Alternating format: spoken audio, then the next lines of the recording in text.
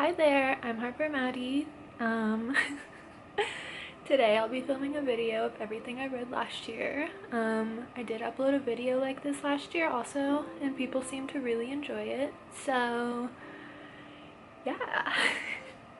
What I read is kind of all over the place, and right now I don't remember what I read last year, so this will be like a fun review for all of us. I will be putting photos of the books over here.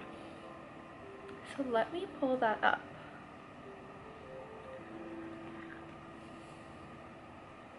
2024 reads. I did not read as much as I wanted to last year. I kind of fell out of it, unfortunately. I'm not sure why, it just happened, but I'm still gonna make a little video about it because I don't know, reading's fun. I started the year off with Everything I Know About Love by Dolly Alderton. Honestly, it feels like I read this years ago. I didn't. It took me so long to read, and yeah. Unfortunately, last year I didn't do this, but I've started to this year. After I read something, I make a note about it, so it's fresher in my memory. Like, I remember my thoughts right after reading it. I didn't do this last year or the previous years, so I don't really remember how I felt while reading it. I know I did not mark it as a would read again. I remember it being long.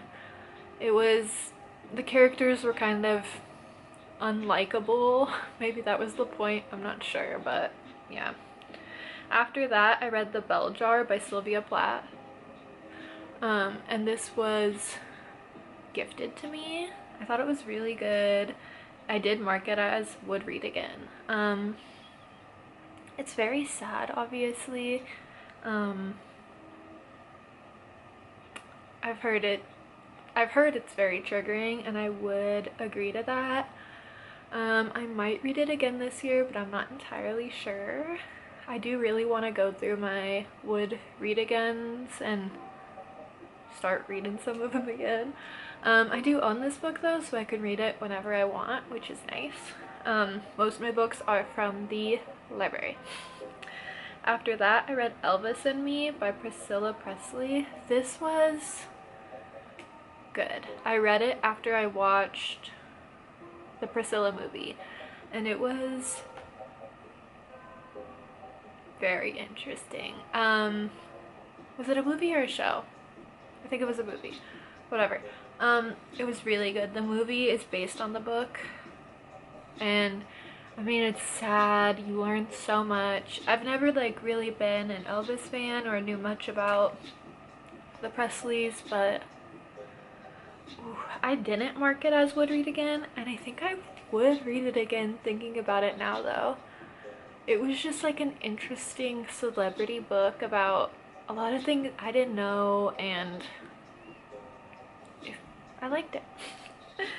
After this, I read Black Cats and Evil Eyes by Chloe Rhodes. It was, from my memory, remember I haven't done any research, like looking at the list and thinking about it. It was like just a bunch of superstitions, but it wasn't,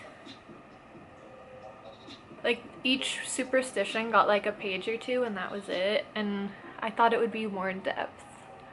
I don't think I'd read it again. I might look something up in it because it was, you know, a little superstitious witchy book. After that, I read Down and Out in Paris and London by George Orwell. This is my first time reading this. I try throwing in a few classics every year, and this was the one of them from last year. I did enjoy it. This was also a book that was gifted to me.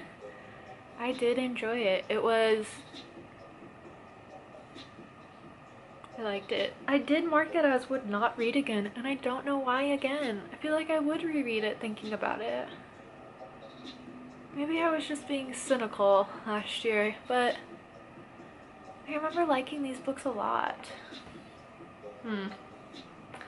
After that, I did read The Woman in Me by Britney Spears. I don't usually read these mini celebrity memoir books. There's honestly another one on the list. It was sad. It was very sad. I would not reread it again just because I wouldn't. But it was sad. After that, I read Down the Drain by Julia Fox, the next celebrity memoir. Even more sad. So sad. I only knew her as the woman who dated Kanye West, but reading the book, heartbreaking. It was a really, really good book. These celebrity books, I don't really think I'd ever want to reread them. The Priscilla one, possibly, and maybe the Julia Fox one, but like, I don't know, a book where I'm reading about someone's experiences like that, I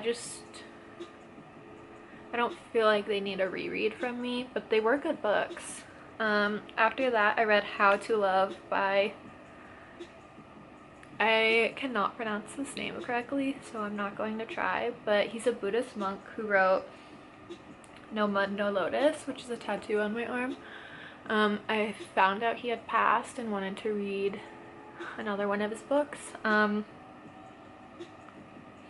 Yeah, his books are very eye-opening. I would read this book again.